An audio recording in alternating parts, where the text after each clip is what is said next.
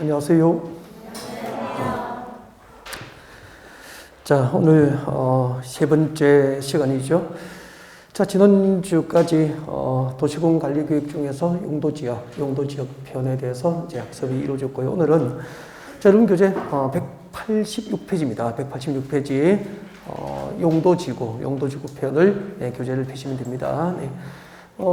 지난주까지 공부했던 내용 아주 간단하게 간추려 드리면서 또 오늘 공부할 주제 용도지구가 어떤 영역에 해당하게 되는지 여러분과 같이 살펴보는 것으로 시작을 하겠습니다. 같이 볼까요? 네. 자, 우리 토지공법의 기본이 되는 국토의 계획 및 이용에 관한 법률을 공부하고 있습니다. 약칭에서 무엇이라고 했죠? 국토계획법이라고 했죠. 국토계획법을 공부를 하고 있습니다. 네. 자, 이 법의 그 핵심 주제, 핵심 내용은 우리나라 국토를 개발하기 위해서 장단기적으로 각종 행정계획이 수립되어 있고, 그 우리나라 국토를 개발하고 또 이용하고 보존하기 위한 각종 행정계획, 즉 국토계획이 이 법의 중심 내용이 됩니다. 라고 소개를 했어요. 하면서 우리나라 국토를 대상으로 하는 각종 그 행정계획, 국토계획 가운데서 전 국토를 대상으로 하는 우리나라 국토 전부를 대상으로 그 2020년부터 2040년까지 장기적으로 이 국토를 어떻게 개발할 것인지 미리 이제 국토가 계획이 되어 있습니다라고 했고요. 그 전 국토를 단위로 하는 국토 계획이 뭐죠? 국토종합계획이었죠. 국토종합계획이다 그렇게 했습니다. 국토종합계획은 우리나라 국토를 개발하기 위한 가장 최고의 장기 정책 계획으로 보시면 돼요. 그 다음에 자, 이 국토종합계획이 있을 때는 국토 곳곳에는 그 이웃하고 있는 도시공간, 도시나 군 두 개 이상을 묶어서 광역계획권이 지정돼요. 그죠? 그래서 그 지정된 광역계획권 단위로 장기적인 발전 방향을 제시하는 행정계획이 수립됩니다. 무슨 계획이죠? 광역도시계획이죠. 네, 광역도시계획으로 배웠습니다. 국토종합계획이 있고 거기에 부합될 수 있도록 광역계획권 단위로 광역도시계획이 수립됩니다. 그렇게 배웠죠. 그 다음에 광역도시계획이 있을 때는 광역계획권 안에는 한 개의 도시나 한 개의 군, 한 개의 도시와 군이 포함되어 있고요. 그 하나의 도시나 하나의 군 단위로 다시 국토는 계획이 되어 있습니다. 그 도시나 군 단위로 수립하는 국토계획을 도시군 계획이다라고 했습니다. 네. 그래서 도시군 계획이라는 것은 글자 그대로 한 개의 도시나 한 개의 군 단위로 수립하는 개발 계획이 도시군 계획이다라고 하면 되죠. 그래서 우리 서울시는 한 개의 도시이기 때문에 서울시는 서울시 관할구역 전부를 단위로 해서 서울시 도시계획이 있고, 또 강원도 평창군이라면은 평창군 관할구역 전부를 한 개 대상으로 해서 평창군 군계획이 있고, 이렇게 도시가 수립하는 도시계획과 그리고 군 단위로 수립하는 군계획을 합하여 무슨 계획이라고 하죠? 도시군 계획이다. 그렇게 하게 되죠. 그 다음에 이 도시군 계획에는 두 가지가 있어요. 도시지역과 군지역의 그 장기적인 발전 방향과 목표를 제시하면은 도시군 기본계획이 됩니다. 도시군 기본계획이 되는 거죠. 이 도시군 기본계획이라고 하는 행정계획에 의해서 어떤 도시나 군지역이 장기적으로 어떻게 개발되고 발전할 것인지 미리 계획이 되는 거죠. 그 다음에 이 도시군 기본계획에서 도시지역과 군지역의 장기적인 발전 방향과 목표가 제시되면은 그 장기적인 목표가 달성될 수 있도록 이제 도시지역과 군지역을 관리하기 위해서 구체적인 정책 6가지를 정책으로 입안하고 결정할 수 있는 행정계획을 도시군 관리계획이다라고 했을 거예요. 이 도시군 기본계획과 도시군 관리계획을 합하여 우리는 국토계획법상 도시군 계획이다라고 불렀고요. 지금 이제 제가 매주 이거를 정리해 드리고 있죠. 그래서 전체적인 어떤 체계를 잡아가면서 이제 반복하기 때문에 많이 익숙해졌을 거예요. 그 다음에 이제 도시군 관리계획에 의해서 정책으로 입안되고 결정될 수 있는 대상 5가지가 있었죠. 5가지, 6가지 될 수도 있고요. 네. 자, 1번이 도시군 관리계획에 의해서 도시지역과 군지역의 토지 위에다가 용도지역, 그리고 용도지구, 용도지역과 용도지구, 그리고 용도구역. 그럼 몇 개가 되는 거죠? 3개가 되는 거죠. 자, 이렇게 도시적과 군적의 토지 외에다가 용도지역, 그리고 용도지구, 용도구역을 새로 지정도 합니다. 이것을 지정하거나 또 지정된 것을 변경할 수 있는 행정계획을 도시공간관리구역이다라고 하면서 이렇게 쭉 나가요. 그 다음에 이제 기반시설 설치, 정비, 개량을 결정합니다. 도시개발 사업과 정비 사업을 결정합니다. 지구단위 계획구역의 지정과 변경, 지구단위 계획의 수립과 변경을 결정합니다.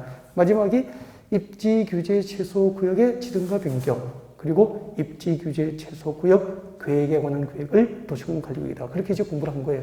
지난주까지 이런 내용들을 공부했어.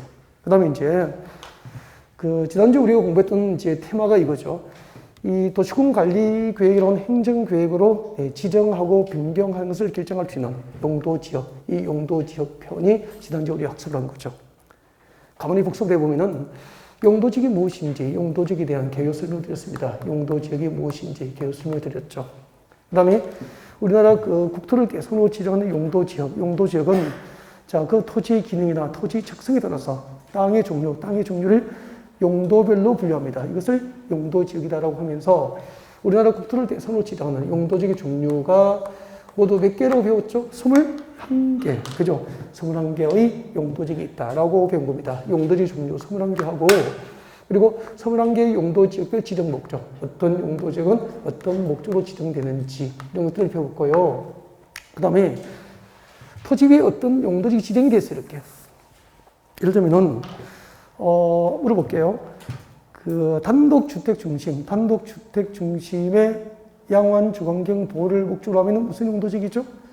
제1종 전용 주거지역이었어요. 그러면은 만약에 이게 1종 전용 주거지역으로 용도지역이 지정됐다고 가정하자. 제1종 전용 주거지역으로 용도지역이 지정된 거죠. 그러면은 이 1종 전용 주거지역에서는 단독주택 1층 내지 2층인 단독주택 중심의 양호한 주거환경 보호, 양호한 주거환경 보호를 목적으로 지정된 땅이기 때문에 만약에 이 일종 전용 주거지역에다가 누군가가 땅을 사서 고층 아파트를 지어버리면은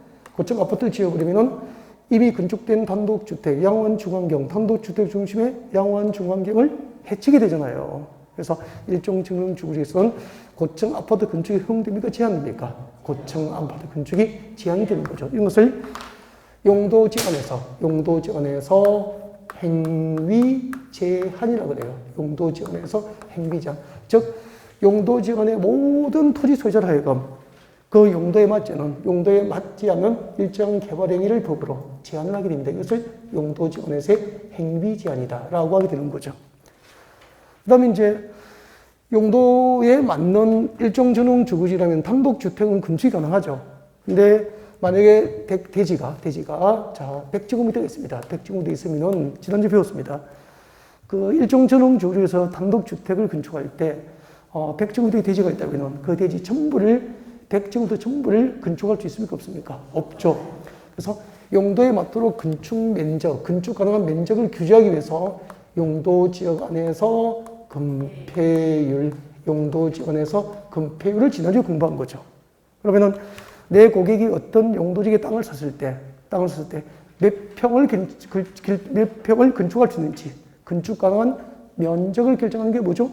건폐율이다라고 배웠고요. 그 다음에 용도에 맞도록 이제 건축 면적이 결정되면은 그 다음에 이제 일종 전용 주거지역은 단독주택 중심의 양호한 주거환경 보호가 목적이기 때문에 이제 고층 주택의 건축을 허용하면은 그 일종 전용 주거지역의 단독주택 중심의 양호한 주거환경을 해치게 되잖아요. 그래서 이제 대지 안에 건축하는 건축의 이 높이를 규제하기 위해서 용도지역 안에서 뭘 배운 겁니까? 용적률을 지난주에 배우게 된 거죠. 그러면은 결국 어떤 토지 위에 용도지역을 지정했다는 것은 그 용도지역 안의 토지 소유자, 용도지역별 토지 소유자라 이건 용도에 맞지 않은 개발 행위를 제한하고 용도에 맞도록 건축이 가능하도록 건폐율이나 용적률 규제를 할 목적으로 용도지역이 지정된다는 것을 알 수 있게 되는 거죠. 그러면은 건폐율과 용적률의 소속은 어디 소속이죠? 용도지역 안에서 내 고객이 건축을 할 때 건축 면적을 규제하기 위해서 건폐율 제도가 있는 것이고 또 용도지역 안에서 내 고객이 건축을 할 때 건축하는 건축물의 높이 규제를 위해서 용적률이 존재하는 거잖아요. 그래서 금폐율과 용적률의 소속은 어디 소속입니까? 용도 지역의 소속이 되는 거죠. 그래서 용도 지역 안에서 금폐율, 용도 지역 안에서 용적률 이렇게 되는 거예요. 그러니까 모든 수험생이 금폐율이 뭐죠? 하면 공식은 암기하는데 제도적으로 활용을 못하는 거죠. 그러면 안 되는 거죠. 자, 그 다음에 이제 오늘 공부할 주제는 이렇게 도시군 관리 교육으로 이제 지정과 변경을 결정하게 될 용도 지역표를 지난주에 공부했고, 오늘 우리가 공부할 주제는 용도지구, 용도지구 편을 지금부터 공부하겠다 그런 얘기죠. 그래서 지금까지 우리가 공부한 내용이 어떤 내용인지 여러분에게 잠깐 복습을 해요. 이게 여기까지가 지난주 진도 나온 것을 설명해 드린 거죠. 잠깐 복습해 드렸고, 자, 오늘 우리가 공부할 주제는 네, 용도 도시군 관리 교육 중에서 용도지구 편을 공부하겠다 그런 얘기입니다. 그러면은 자, 일단은 용도지구가 무엇일까? 용도지구가 무엇인지의 개념을 설명드릴 거예요. 이게 그 용도지구가 무엇인지를 묻는 문제가 2019년도에 기출문제입니다. 출제가 된 거죠. 그러니까 1년 동안 공부를 공부했어. 1년 동안 공부를 공부했는데 용도지구가 무엇인지도 모르고 있다는 거죠. 그러니까 용도지구의 종류는 암기 방법을 통해서 암기를 했는데 진작 용도지구가 무엇인지도 몰라서는 안 되겠죠. 2019년도 시험 문제예요. 근데 정답률이 100% 나오지 않더라는 거죠. 절반 정도 맞추는 거죠. 그래서 일단 용도지구가 무엇인지 오늘 배울 거예요. 그 다음에 용도지구의 분류입니다. 분류. 용도지구의 종류를 크게 한번 분류해 보겠다는 거죠. 그래서 용도지구를 분류한다는 것은 용도지구를 체계적으로 이해하기 위한 첫걸음을 볼 수 있는 용도지구의 분류. 이제 용도지구의 분류. 그리고 용도지구별 이제 지정 목적 이런 것들을 지금 이제 공부하는 거죠. 그러면은 여러분 교재 186페이지예요. 여러분 교재 이제 186페이지 보면은 용도지구의 지정 목적과 행위자 나와 있고 밑에 용도지구의 지정과 변경이 나와 있는데 용도지구가 무엇인지 의의가 나와 있지 않죠.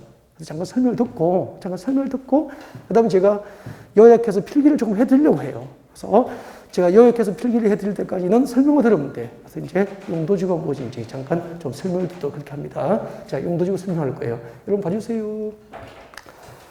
이거는 정리가 아니고 우리 이런 얘기를 했죠. 지난주에 우리 서울처럼 우리 국토공원에서 자 서울처럼 인구와 사립이 밀집되어서 서울은 인구와 사립이 밀집된 거 맞죠? 인구와 사립이 밀집되어서 이미 개발했고 앞으로 개발할 곳을 용도 지정하면은 농림지역입니까? 도시지역입니까? 도시지역. 그래서 서울은 용도지역이 도시지역이 대부분이죠. 평택도 크게 뭐 다르진 않겠죠.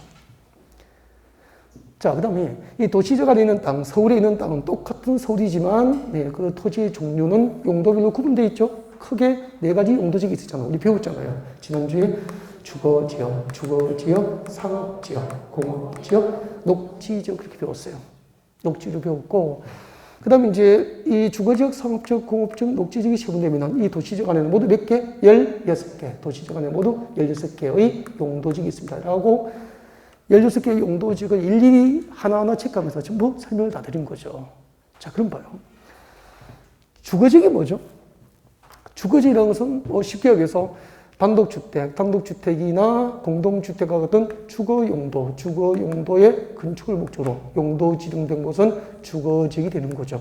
그 다음에 뭐 상가라든지 대규모 유통단지 조성 등을 목적으로 용도 지정된 곳은 상업지역, 공장 건축을 목적으로 용도 지정된 곳은 이제 공업지역 그렇게 되죠. 공업지역.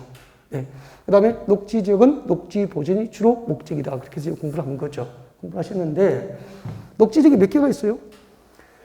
3가지가 있잖아. 3가지. 뭐 보존 녹지, 생산 녹지, 자연 녹지 그렇게 하면서 아마 이렇게 수업을 했을 겁니다. 한번 복습해 볼까요? 저에 집중하세요.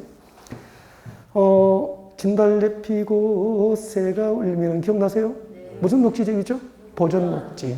진달래 핀 곳은 가수원입니까? 야생입니까? 야생. 그래서 개발할 수 있다, 없다? 없다. 장기적으로 개발할 수 없다. 그렇게 공부했고요. 그 다음에 매화꽃 피고 산수유 피고 그렇게 했죠. 네. 매화꽃이 피고 산수유 피면 야생입니까? 과수원입니까? 과수원. 그러면 도시적 안에 농지가 있는 곳이잖아. 그래서 도시적 안에서 농업적 생산을 위해서 개발이 유보되어 있어. 무슨 녹지죠? 생산 녹지. 다음에 저 푸른 초원 위에 그림 같은 집을 짓고 그렇게 했었죠. 저 푸른 초원은 녹지적이고 그림 같은 집을 지었다는 것은 건축이 가능하고 건축이 가능한 것은 개발이 가능하다는 거잖아. 그래서 현재 유일하게 제한적이지만 개발이 허용되는 녹지가 무슨 녹지죠? 자연 녹지. 그렇게 공부했었다고. 자, 그럼 한번 봐요.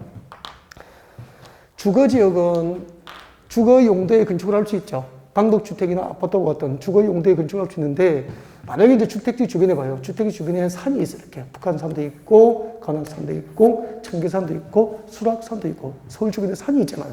그러면은, 만약에 이제 장마철 비가 와가지고, 장마철 비가 와서 계곡물이 넘치면 주택단지가 침수될 수도 있죠. 그러면은, 주거지역으로 용도지역이 지정되면은 주거 용도의 건축은 가능한데, 공장 건축은 합니까? 공장 건축을 제한합니까? 공장 건축을 제한할 수 있잖아. 또 원칙적으로 주거지역에서는 업무 용도의 빌딩 건축을 허용합니까? 업무 용도의 빌딩 건축을 제한합니까? 제한할 수 있어. 근데 자연재해를 막을 수는 있어, 없어? 주거적으로 용도지역이 지정되면 공장 건축을 막을 수 있지만 자연재해를 막을 수가 없잖아.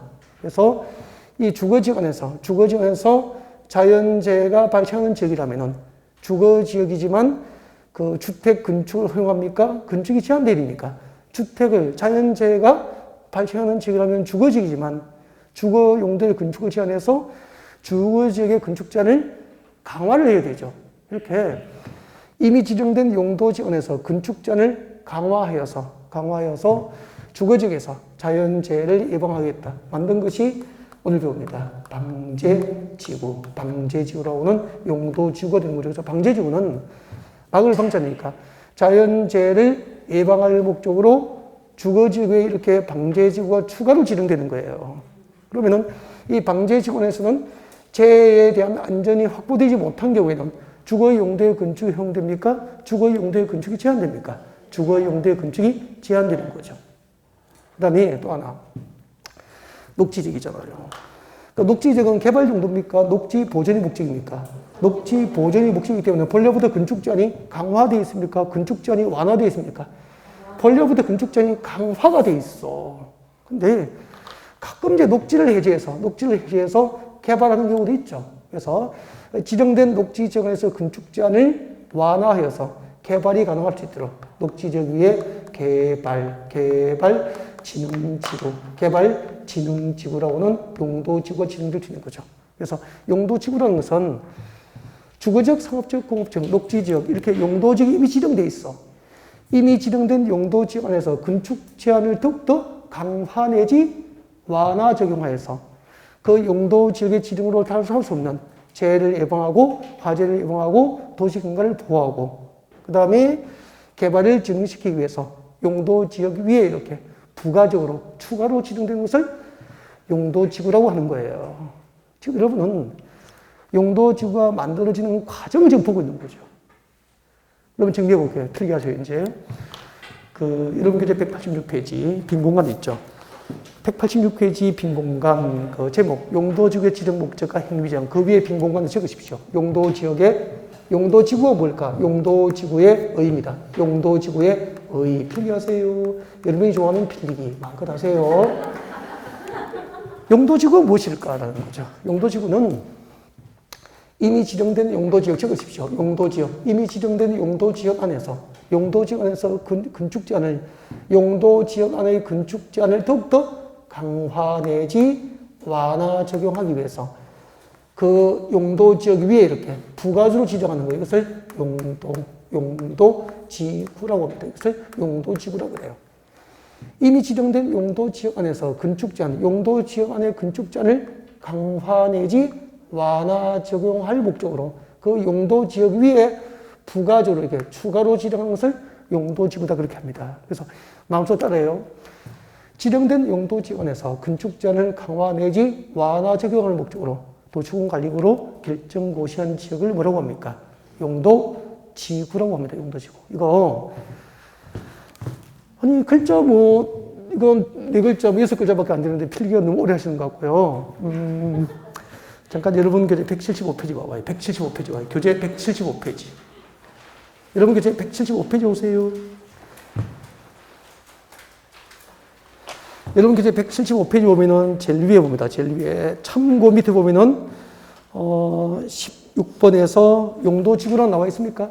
거기 별표 하나 하시고 이게 이제 2019년도에 시험이 나왔던 거죠. 자, 읽어볼게요. 용도지구가 뭐냐면은 토지 이용과 건축물의 용도, 건폐율, 용적률, 높이 등에 대한 형평이 줄 거예요. 줄 것이십시오. 용도지역의 제한 줄 거예요. 용도지역의 제한. 이때 제한 동그라미. 이때 제한이 무슨 제한이죠? 행위 제한. 행위 제한입니다. 무슨 제한이라고요? 행위 제한입니다. 용도지역에서의 행위 제한. 개발행위 제한을 말합니다. 개발행위. 용도지역에서 행위 제한을 줄 것죠? 강화하거나 완화하여 적용 줄 거예요. 지정된 용도지역 안에서 건축 제한, 행위 제한을 강화하거나 완화하여 적용할 목적으로 만든 것. 이게 뭐죠? 용도지구가 되는 거예요. 필기해드렸죠? 그대로입니다. 그러면 이제 다시 옵니다. 186페이지 다시 옵니다. 자, 용도지구가 무엇인지 설명드렸습니다. 자, 용도지구는 이미 지정된 용도지역 안에서 건축 제한을 강화 내지 완화 적용으로서 그 용도지역의 지정으로 탈선수 없는 부수적인 목적, 재해를 예방하고 경관을 보호하고 개발을 지도하고 이런 부수적인 목적 달성을 위해서 용도지역 위에 이렇게 추가로 부가적으로 지정되는 것을 용도지구라고 합니다. 다음에 용도지구의 특징 적으세요. 186페이지에 빈 공간을 적으십시오. 용도지구의 특징입니다. 특징. 지금 설명드렸으니까 용도지구는 전국토를 대상으로 합니까? 여기 보십시오. 국지지로 지정됩니까? 용도지구는 전 국토를 대상으로 지정합니까? 국지적으로 지정됩니까? 국지적으로. 그래서 용도지구는 특징. 전 국토를 대상으로 하지 않고 적으십시오. 국지적으로 지정됩니다. 용도지구는 전 국토를 대상으로 하지 않고 국지적으로 지정됩니다. 전 국토를 대상으로 하지 않고 국지적으로 지정됩니다. 그리고 용도지역의 지정을 전제로 그 용도지역 위에 부가적으로 지정됩니다. 용도지역의 지정을 전제로 용도지역 위에 부가적으로 지정됩니다.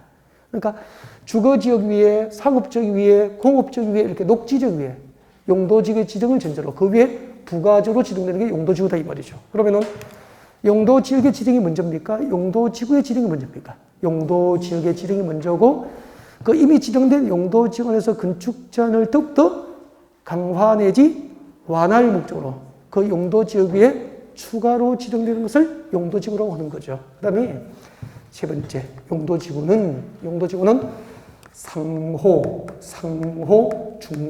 상호, 중복 지정될 수 있다. 우리 지난주에 용도지역은 상호 간에 중복 지정될 수 있다, 없다? 없다. 용도지역은 중복 지정될 수 없지만 용도지구간 상호, 중복 지정될 수가 있습니다. 그 이유가 있어요.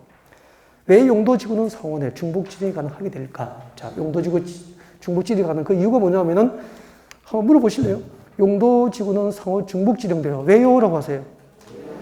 왜냐면은 용도지구가 중복되는 이유는 여러분 지구는 네모입니까? 둥겁니까? 둥글잖아요. 둥그니까 이 용도지구는 용도지역 위에도 그리고 용도지구 상호 간에도 용도지구 위에도 그리고 나중에 공부하게 될 개발제한 구역과 같은 용도구역 위에도 어디든지 굴러가서 중복지정을 주는 거야. 지구는 둥그니까 어디든지 굴러가서 중복지정을 주다. 그렇게 기억하면 되겠네. 그러면은 주거지역, 상업지역, 공업지역, 녹지지구에 용도지구는 중복지정된 것만 보시잖아. 그 다음에 용도지구 상원의 중복지정을 주면 방제지구면서 나중에 방화지구일 수도 있고. 그죠? 네, 이렇게 중복지정이 가능하게 됩니다. 용도지구의 특징, 그렇게 중요하진 않고요. 기본적으로 알고 있어야 되니까 잠깐 설명해 드렸고, 지금도 중요한 것은 용도지구의 분류입니다. 용도지구의 종류죠. 용도지구의 분류. 여기서 이제 중요한 거죠. 용도지구의 분류. 잠깐 적어봐요. 두 줄만. 크게 두 가지로 분류됩니다. 용도지구를 크게 분류하면 몇 가지가 있죠? 두 가지. 이제 두 가지로 분류될 거예요. 용도지구는 두 가지인데, 이 분류를 정확하게 한다는 것은 체계적으로 이해를 위한 첫 걸음이라고 보시면 되죠. 그래서 용도지구는 두 가지가 있는데, 법령상 용도지구가 있어요. 법령상 용도지구가 있다. 법령상 용도지구가 있습니다. 네. 이때 법은 국토의 계획 및 이용에 관한 법률이죠. 법률을 의미합니다. 법이 뭐죠? 법률. 그리고 령은 뭐죠? 령은 이제 시행령, 대통령령을 말합니다. 대통령, 첫날 배웠죠? 대통령령. 그러면은 용도지구는 법률로 지정하는 용도지구가 있고 또 대통령령으로 지정되는 만들어지는 용도지구도 있는 거예요. 그래서 국토의 계획 및 이용에 관한 법률과 그 시행령으로 지정하는 용도지구를 법령상 용도지구 내지는 뭐 법정 용도지구로 부르는 거예요. 법령상 용도지구 내지는 이제 법정 용도지구, 법정 용도지구. 국토의 계획 및 이용에 관한 법률과 그 시행령으로 규정된 용도지구다라고 해서 법정 용도지구로 그래요. 그래서 일단은 용도지구는 법령상 용도지구가 있어요. 그 다음에 시도별로 그 시도 대도시별로 지형 여건상 필요하면은 이 법령상 용도지구 말고 시도별로 신설되는 용도지구가 있어요. 그래서 신설 용도지구가 있다. 그래서 용도지구는 크게 분류하면은 국토의 계획 및 이용에 관한 법률과 그 시행령으로 지정하는 용도지구도 있고 또 시도별로 지형 여건상 필요에 의해서 신설되는 용도지구도 있고 이렇게 분류가 돼요. 근데 중요한 것은 이제 우선적으로 여러분이 꼭 알고 있어야 될 게 이제 국토의 계획 및 이용에 관한 법률, 이 법률과 그리고 대통령령으로 지정하는 용도지구를 우선적으로 이제 인문과정에서 공부를 하셔야 되는 거예요. 그럼 이제 이 시도별로 신설되는 용도지구는 이제 1월달에 기본서가 나오면은 그때 들어가게 돼요. 그러면 이제 법률로 지정하는 국토의 계획 및 이용에 관한 법률로 지정하는 용도지구를 지금 이제 공부할 거예요. 궁금하죠? 자, 이런 게 제목입니다. 여러분, 그제 186페이지 제일 밑에 박스를 봐요. 박스를 보시면은 박스 안에 용도지구의 종류가 몇 개가 들어있죠? 10개가 들어있으면 1번부터 9번까지 묶어요.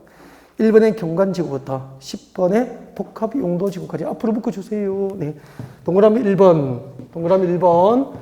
경관지구부터, 네, 저 밑에 9번까지, 동그라미 9번까지 앞쪽으로 묶어주세요. 이렇게 앞쪽으로 쭉 묶어서 앞에 찍으십시오. 이 9개를 무엇으로 만드냐 하면은, 네, 국토의 계획 및 이용에 관한 법률로 9개를 만들었어요. 여러분, 국토의 계획 및 이용에 관한 법률로 만든 용도지구가 몇 개 있죠? 9개. 이걸 진짜 입문 과정이 아니면 이거 내년 3월 때 이걸 외우고 있을 수는 없는 거잖아. 그래서 여러분이 우선적으로 해드릴게요. 이 9개를 못 외우면 고발할 거야. 평택 경기장소에 같이 갈 거예요. 그냥. 그래서 이 9개를 외워야 돼, 지금. 알겠죠? 그래서 오늘 그 집에 가실 때는 이 9개를 암기하신 분만 이제 엘리베이터 성취하시고, 네, 내려갈 수 있는 거죠. 네. 9개. 경관지구, 고도지구, 방화지구, 방제지구, 보호지구, 취락지구, 개발지능지구, 특정용도제한지구, 복합용도지구 이렇게 9개가 있어. 9개가 있는데 이걸 지금부터 암기하는 방법을 가르쳐 드릴 거예요. 그래서 이제 고개를 드시고요. 교재에 있으니까 필기할 필요는 없죠. 필요 없고 옆에다가 암기하는 방법은 살짝 나만의 메모가 필요하다 그러면은 메모를 하셔도 괜찮을 것 같아요. 네. 자, 이렇게 합니다. 9개의 용도지구를 암기하는 방법이에요. 네. 화재를 경고하는, 화재를 경고하는 특별보도가 있었어요.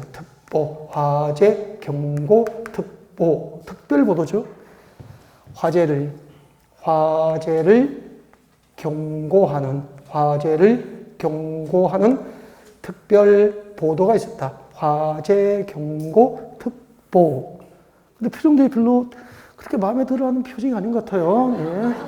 살짝 삐지려고 하기도 하고. 자, 화재를 경고하는 특별보도가 있었어. 화재 경고 특보. 그리고 자, 개복치. 화재 경고 특보, 개복치가 뭐죠? 개들도 복종하고 취하여라. 개복치. 화재를 경고하는 특별보도가 있었다. 전국에 개들도 복종하고 취하여라. 재밌죠? 다른 데 강의하면 빵빵 터졌는데 조용한 것 같아요. 화재를 경고하는 특별보도가 있었다. 전국의 개들도 복종하고 취하여라. 다 외웠잖아. 9개. 화재를 경고하는 특별보도가 있었다. 개들도 복종하고 취하여라. 같이 볼까요? 제일 위에 화가 뭐죠? 방화지구, 방제지구. 금방 외우잖아. 방화지구, 방제지구. 그 다음에 경관지구. 교재에 있습니까? 네, 경관지구. 그리고 고도지구. 그리고 특정용도제한지구입니다. 특정 용도 제한, 특정 용도 제한지구가 됩니다. 교재 있죠? 특정 용도 제한지구. 보는 뭐죠? 보호지구, 보호지구, 보호지구가 됩니다. 걔는 개발진흥지구, 개발진흥지구, 개발진흥지구. 그리고 복은 복합용도지구입니다. 복합용도지구, 복합용도지구. 취는 취락지구. 그럼 쉽게 웃잖아. 화재를 경고하는 특별부도가 있었다. 화재를 경고하는 특별부도가 있었다. 걔들도 복종하고 취하여라. 됐죠? 연습하시면 돼요. 필기 다 했잖아. 뭐 그래 필기가 늦어. 자 보시고 앞에 집중하고 법률로 지정하는 용도지가 9개를 어떻게 읽었죠? 화재, 화재. 그 다음에 화재를 경고하는 무엇이 있었죠? 특보, 특별부도가 있었죠. 뭐. 화재를 경고하는 특별부도가 있었다. 화재 경고 특보. 전국의 개들도 복종하고 취하여라. 그렇죠. 아니 근데 화재 경고 특보 이거만 메모하면 되잖아. 필기할 때 화재 경고 특보 이거 메모해 놓고 교재에 있으니까 찾아서 하나하나 짚어가면서 연습하면 되잖아. 근데 이걸 다 적으려니까 지금 시간 오래 걸리는 거야. 맞죠?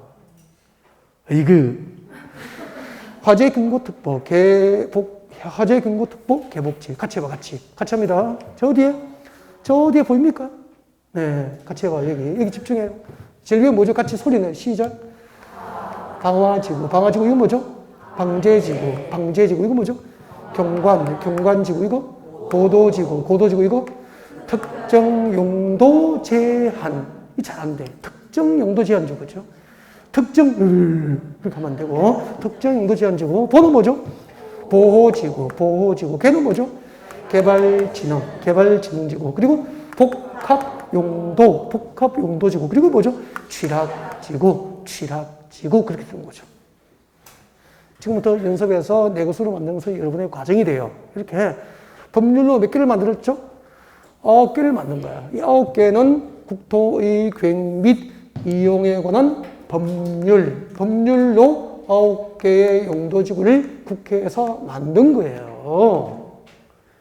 그 다음에 이 중에서 봐요. 이 중에서 고도지구가 무엇일까요? 만약에 봐요. 잠깐만. 방화지구는 뭐죠?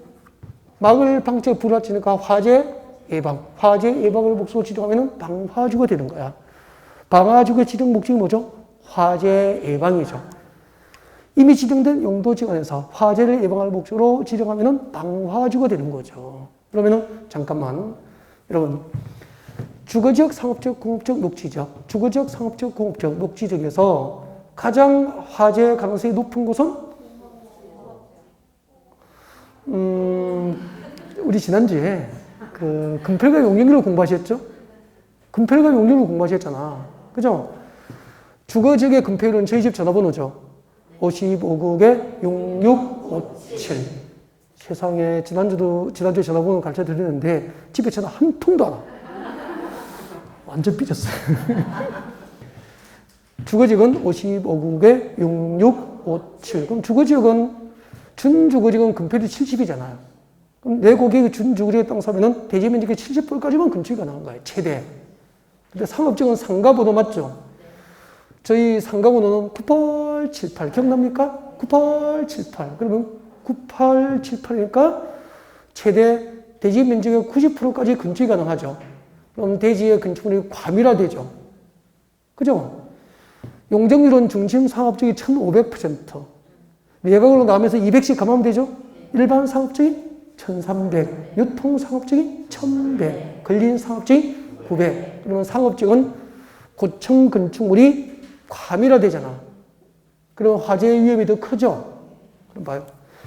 이 상업지역 안에서 화재를 예방하기 위해서, 상업지역에서 화재를 예방하기 위해서 여기다가 뭘 지정하는 거죠? 방화지구. 이렇게 지정되는 거죠. 그러면은 상업지역이면은 상가나 의무용지 빌딩을 건축할 수 있지만 방화지구가 지정되면은 화재 예방을 위해서 나중에 건축구에서 배워요. 건축물의 주요 구조부를 건축물의 주요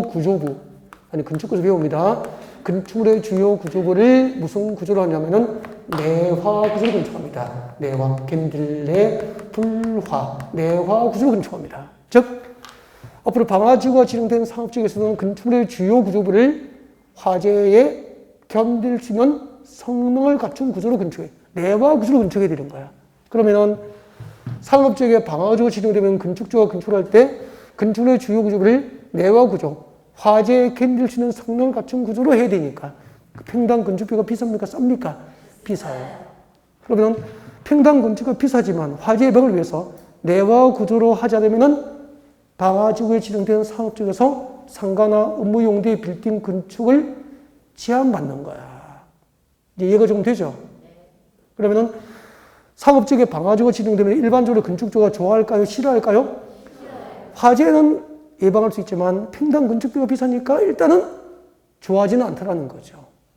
그래도 평당 건축비는 비싸지만 방화지구 안에 건축물을 사면은 화재에 대한 안전이 확보될 수 있도록 건축물의 주요 구조가 내화 구조나 훈련 재료, 불에 연소되지 건축 재료로 건축이 이루어지게 되는 거예요. 지금 이해가 되죠?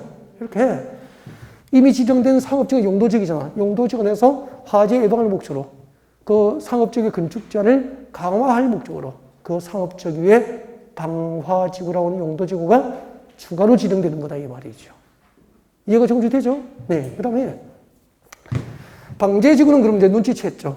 방제지구는 막을 방제 재해니까 재해를 예방할 목적으로 재해를 예방할 목적으로 지나면은 방제지구가 되는 거죠. 그 다음에 아름다운 도시경관, 아름다운 도시경관을 보호하고 유지하고 아름다운 도시경관을 새롭게 형성할 목적으로 지나면 경관지구가 되는 거야. 이렇게 교재를 한 번씩 읽어봤으면 좋겠어요. 그리고 고도지구 발표하세요. 고도지구 발표하십시오. 고도지구. 186페이지. 고도지구 찾으셨나요? 네. 몇 번이죠?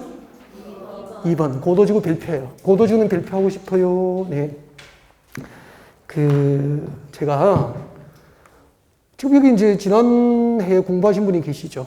있으셨단 말이에요. 그럼 이제 그분에게 제가 고도지구가 뭐죠? 물으면 고도지구가 무엇인지 말을 못하면은 고도지구가 무엇인지 모르잖아요. 기본이 안 된 거잖아. 작년에 시험이 안 된 이유는 혹시 그런 거 아닐까?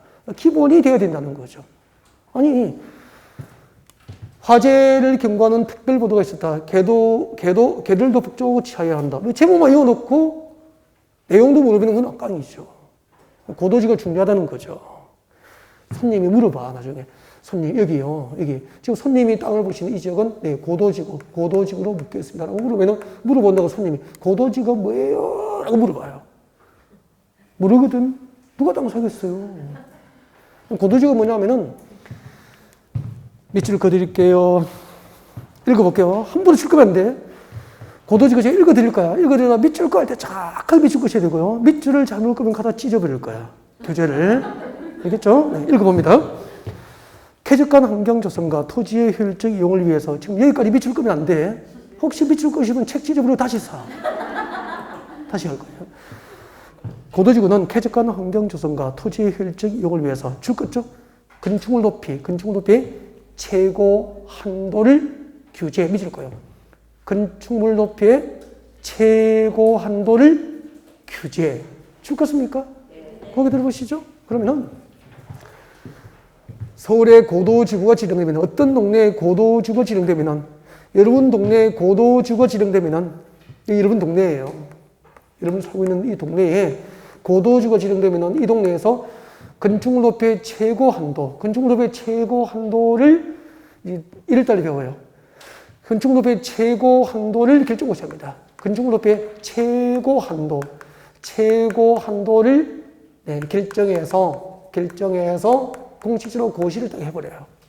그럼 만약에 이 고도지구에서 건축물 높이의 최고 한도가 결정 고시되면은 그 결정 고시된 최고 한도가 50m면은 앞으로 최고 한도가 50m로 결정 고시된 이 고도지구 안에서 땅 사면은 결정 고시된 최고 한도 몇 미터죠?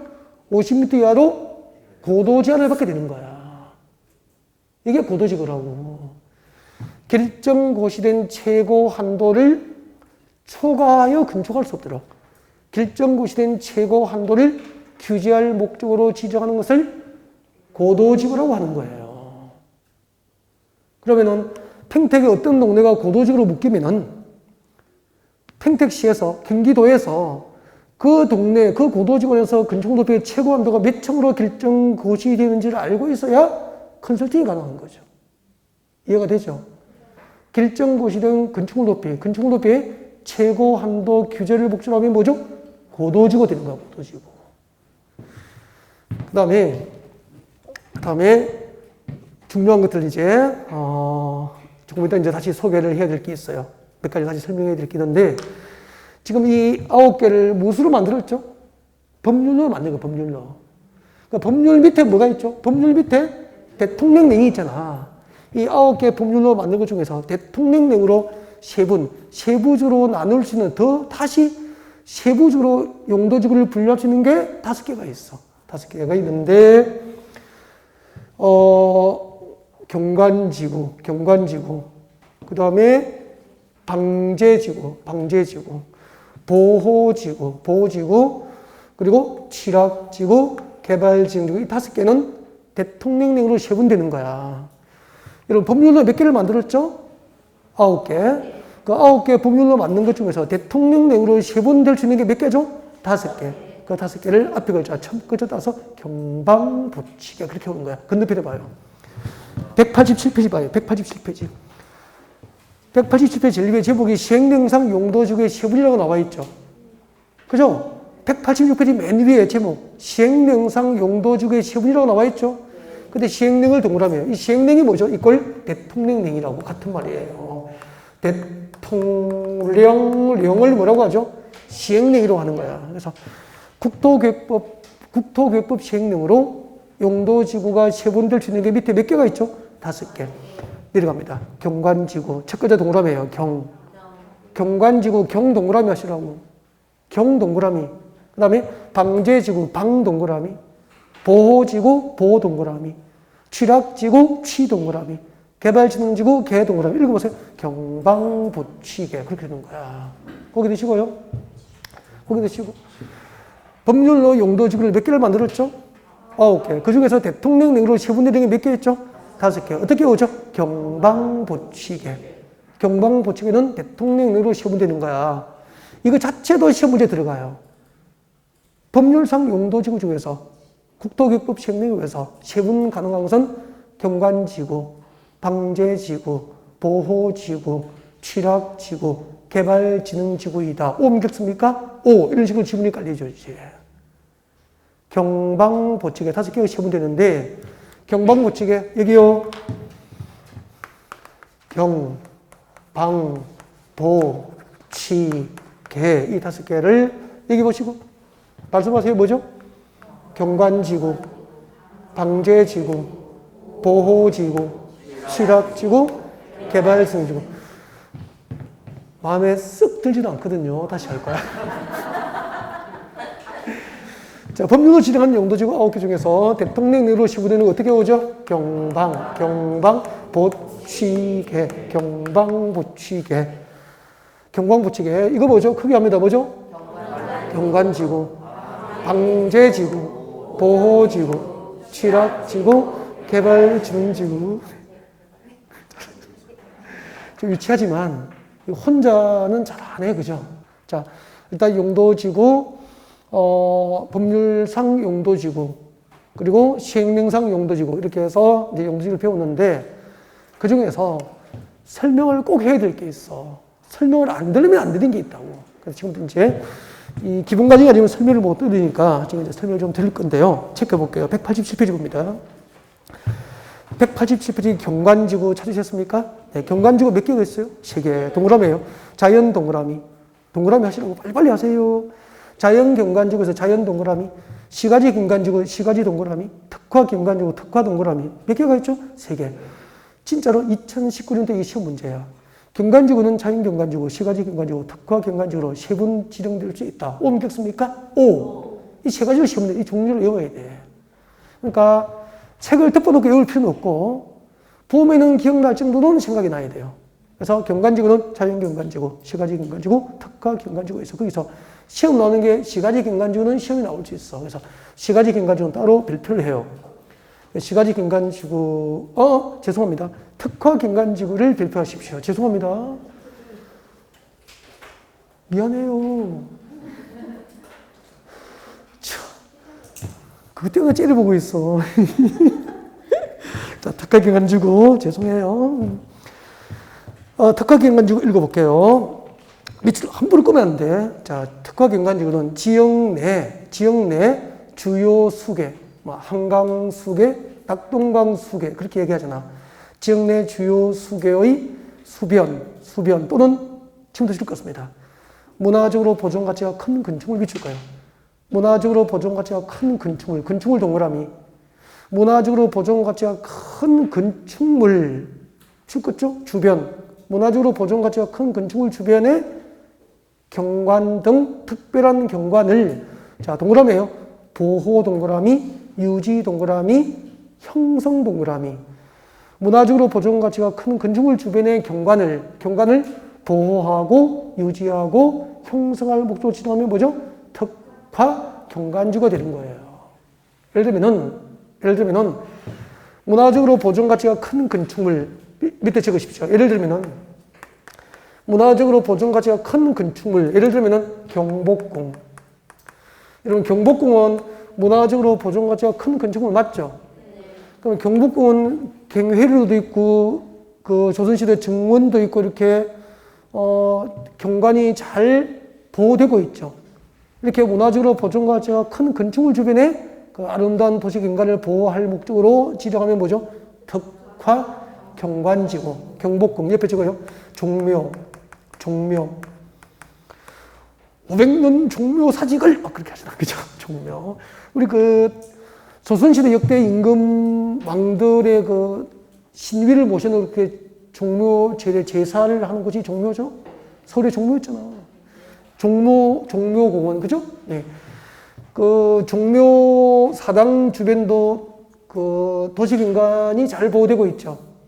그 다음에 뭐 불국사, 경주 불국사 같은 경우 등등이 문화적으로 보존 가치가 큰 건축물이고, 이렇게 경복궁이나 종묘나 불국사처럼 문화적으로 보존 가치가 큰 건축물 주변에 그 도시경관을 보호하고 유지하고 형성할 목적으로 지정하면은 특화 경관지구가 돼요. 이거하고 수험생들이 시험 나오면 헷갈리는 게 딱 하나 있어. 콕 집어주거든요. 이럽니다. 보호지구입니다. 보호지구. 찾으셨습니까? 자, 보호지구에서 첫 번째 역사문화환경 보호지구 발표예요. 역사문화환경 보호지구는 읽어볼게요. 문화재 전통 사찰 등, 제가 지금도 미칠 거예요. 줄 것입니다. 역사문화적으로 보존 가치가 큰 시설 동그라미. 밑줄 거면서 역사문화적으로부터 줄 거예요. 역사문화적으로 보존 가치가 큰 시설 동그라미. 시설 및 지역 동그라미. 역사문화적으로 보존 가치가 큰 건축물이 아니고 역사문화적으로 보존 가치가 큰 시설과 지역을 동그라미 합니다. 보호 동그라미, 보존 동그라미. 보호, 보존할 목적으로 지정하면 뭐죠? 역사문화환경 보호지구가 되는 거죠. 그러면은 방금 설명드린 특화 경관지구하고 역사문화환경 보호지구는 지정 목적이 매우 다릅니까? 매우 유사합니까? 매우 유사하죠. 시험 나오면 구별을 못 하더라는 거죠. 그래서 방금 체크해드린 거. 그 특화 경관지구하고 역사문화환경 보호지구를 앞으로 묶어요. 이렇게 딱 묶어서 비교 암기. 이렇게까지 해더라도 틀리면은 나중에 고발할 거야. 비교 암기. 그러니까 특화 경관지구하고 역사문화환경 보호지구는 수험생들이 가장 구별을 못하고 혼동하더라는 거죠. 그리고 방제지구 발표예요. 방제지구는 이제 시가지 방제지구와 자연 방제지구가 있는데 설명을 한참 해야 돼요. 그 다음에 이럽니다. 취락지구 발표예요. 취락지구도 시험에 자주 나오니까 진짜 중요하고요. 종이도 다시 해야 돼. 발표해놓고. 그 다음에 개발진흥지구 이럽니다. 개발진흥지구는 제일 밑에 복합개발진흥지구를 줄 거예요. 복합개발진흥지구 그리고 특정개발진흥지구를 줄 거예요. 그 두 개를 앞으로 묶어요. 앞으로 묶어서 발표하시면 돼요. 그 두 개를 비교하시면 돼요.